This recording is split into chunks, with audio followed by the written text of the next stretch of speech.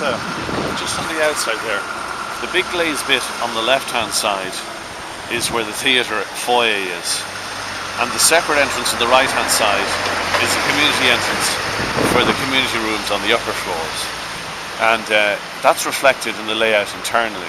So in terms of the large area of the foyer there's no theatre on at night time. You can lock that down completely, and then you can have the public entrance just through the double doors, which is a separate compartment inside, which feeds you up. So the facade reflects the two functions happening internally. Now, if there's a theatre night on, those two functions can amalgamate and you open up everywhere. But you have the ability to lock down sections of the building depending what's happening. And the frontage there is limestone, and the recess above the glazed screen is for the signage, which will appear little three-dimensional text, three-dimensional text backlit with LED lighting, and the balcony in the upper floor is enclosed by a structural glazed railing, and then you have a copper canopy, a pre-patinated copper canopy, which is its green colour. Normally it would take copper 16 years to go from its natural colour to green, but we got it pre-patinated in advance, so you have that immediate green patination on it. And there's a little underceiling to go on the upper level, which I think is going in later on today. Okay, right. Is that okay? Just have to say something. I won't be saying much.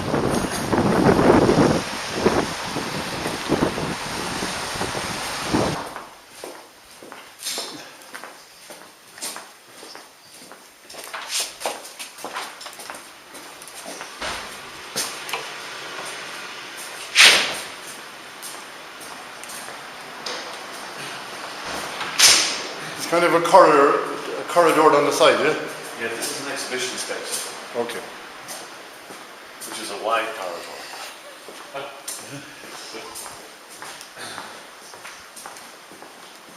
So this is the entrance foyer of the building here. And you can see the glazed screen externally with views out onto the octagon.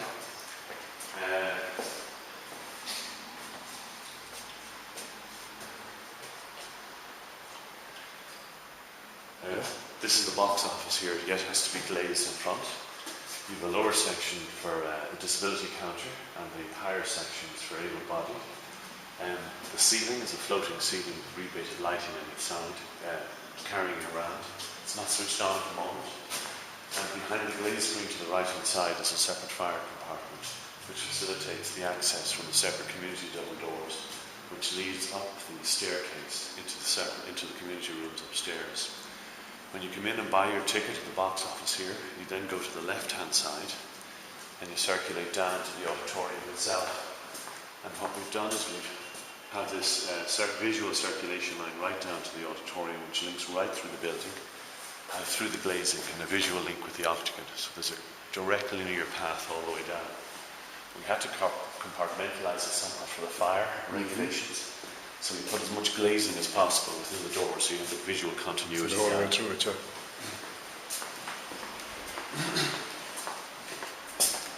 Separate access to the toilets there underneath the rake of the seating in the theatre, but we'll have a look at those in a few minutes. I'll bring it down to the auditorium itself. The air conditioning is just being tested. It's a high volume, low speed air conditioning system for acoustic reasons for a theatre. All the timber within the building is cherry. Cherry.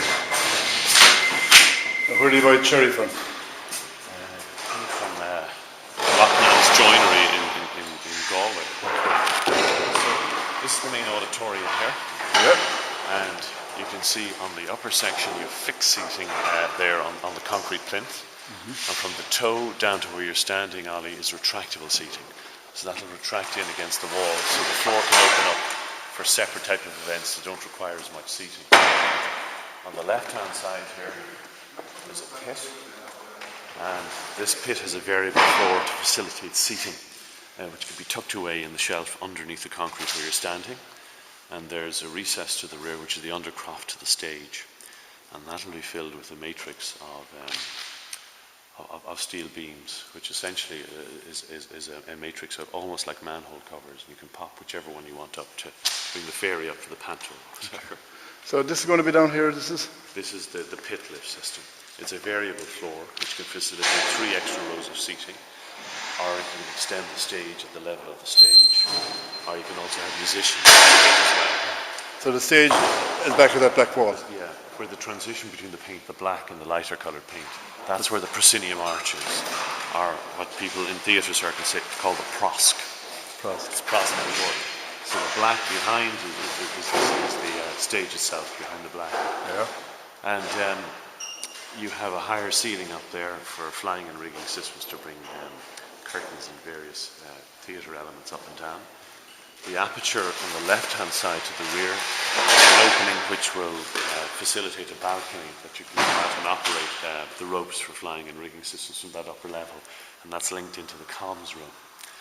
And then, looking at the ceiling of the main public area of the auditorium, the ceiling is set back from the walls to facilitate air conditioning circulation, and also to facilitate high tensile steel cables that drop down to hold the flying and rigging bars.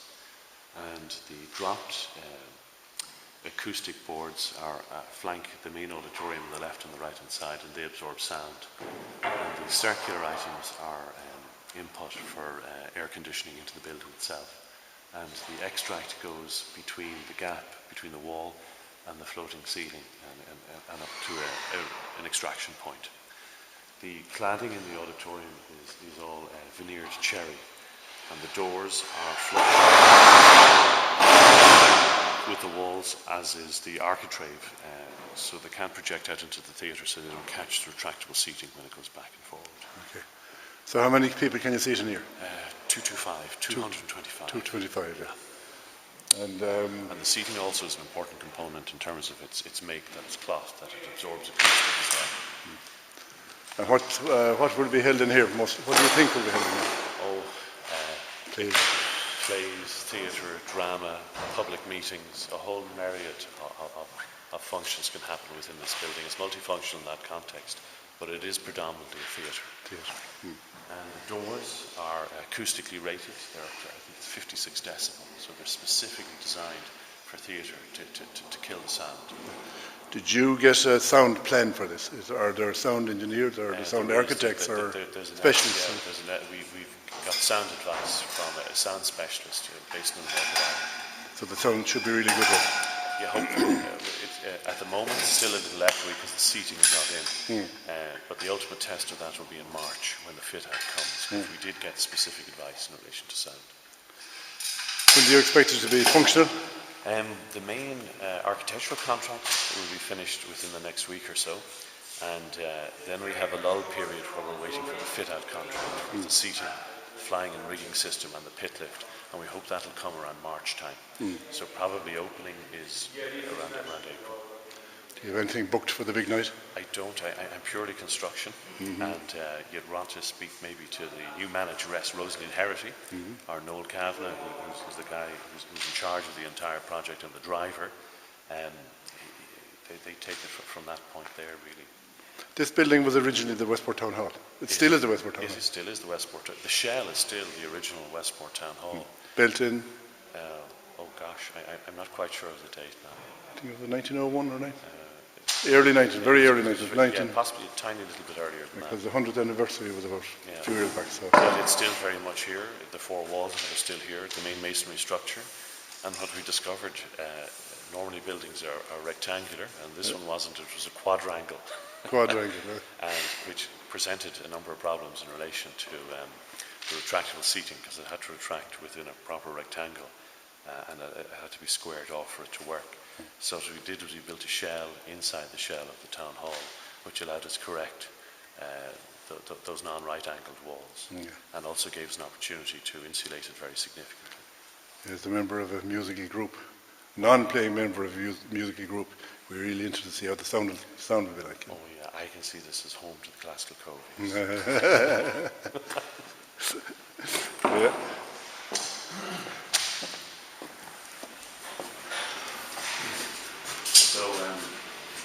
So are there changing rooms and all this kind of stuff? This is the green room here. Yeah. So the actors come in. There's two doors. One is to front of house and one is to back of house. So the actors can have a cup of tea after coming down from the changing rooms and prepare themselves for the incident. And there's two mirrors there, so they can check their dress and their makeup before they go on stage. Okay. Who designed this? It was well, there's a whole team of consultants on the project, so there's quite a number of people. And here's the access down to the undercroft of the stage. What does undercroft mean? It's essentially it's a basement. It's a basement, yeah. It's not an orchestral pit.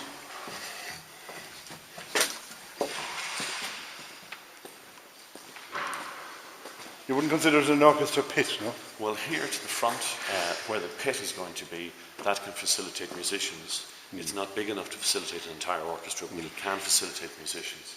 And or alternatively, it could be an extension to the stage, or alternatively, it can facilitate 3 additional rows of seating. So it's a multifunctional area, this. And then, actually, this is a good view from down below. You can see the ceiling, which is a good view up, and you can see the slits going through the centre of the ceiling for the cables to drop down to the flying and rigging, and also flanking each side of the floating ceiling. So each flying and rigging bar will have 3 cables dropping down. So it's a big project, isn't it? It's a very significant project. Yeah. Well, it'll be less for... These are the doors coming into the wings, the actors coming in onto the stage. Normally theatres would have entry points on both sides of the stage, but in this instance the site only has land to one side. So what I think they do is they put an additional curtain to the rear wall. So when you come in from one wing, you slip around behind the curtain and come across from the other side. Yeah. So you'll have a view of the new Sentinel. From upstairs, we'll go up and have a look and see what it's like. New Sentinel, yeah.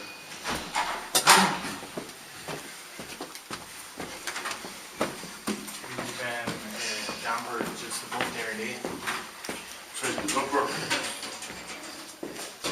This is the scene dock here. That's why it's painted black, because it extends directly visually onto the stage behind those doors. And we have a large set of doors at this end, which facilitate sets coming in from the car park behind. Okay. And we'll go up to the changing rooms. Yeah. So you've thought of it all. I hope. Try. So we're going up the back of stage staircase to bring you from the green room up to the changing rooms.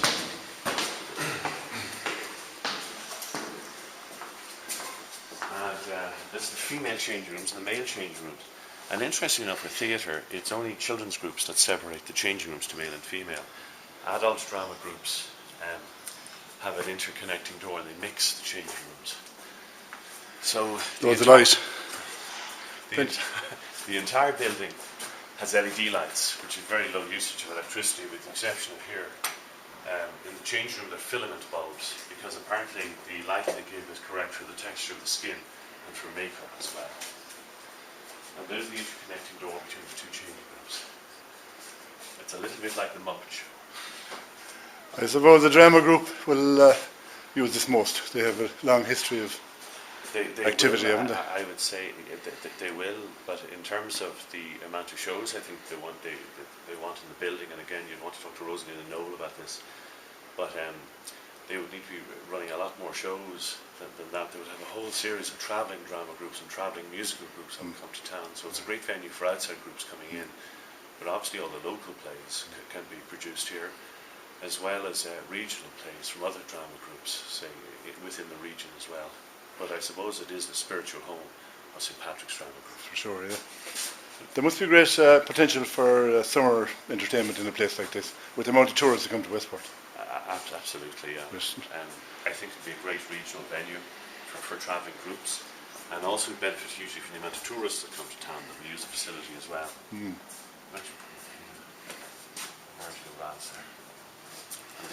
there's toilet facilities, all feature the changing rooms and shower facilities. Disability. Yeah. In fact, the colour difference between the ironmongery is for the visually impaired. So you can see it easy. And there's a shower there on the floor. Yeah. Wet room. Again, so you can see yourself before you go on stage. Hello. And this is the comms room. It's the nerve centre of IT within the building. All the electronics are interconnected here. You can see the CCTV footage. 16 screens within the building. You can see what's going on at various points, and it's recording everything. And then here, Do you put in speakers? yes, there's a speaker. Speakers, System within the good building. system, Yeah. speaker system. I suppose some organisations bring their own. That's true as well. Stuff, It's very yeah. much a plug-and-play system. And these are steps up to what will be the gantry at first floor level over the stage. Okay. You can see above the stage there's no false ceiling. It's all painted black just to kill the light.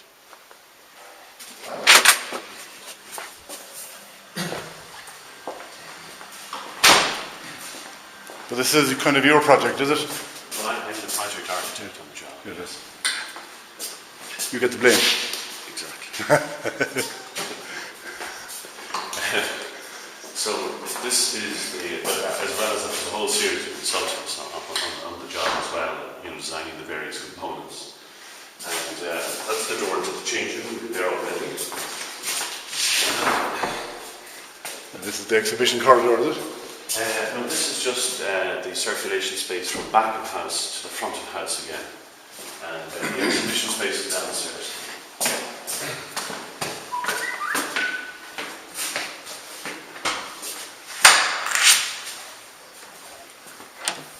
We're coming the back way into the sound room.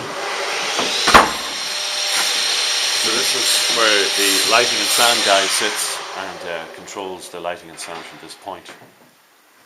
And there's also a facility out where you can fold 6 seats down within the auditorium, and the sound and lighting person can sit within the auditorium as well. And this is the fix where the fixed seating will be, and the toilets are located underneath this, so they're acoustically isolated. And so the fixed seating. This is the main auditorium space. The retractable seating will be down below, coming back to this.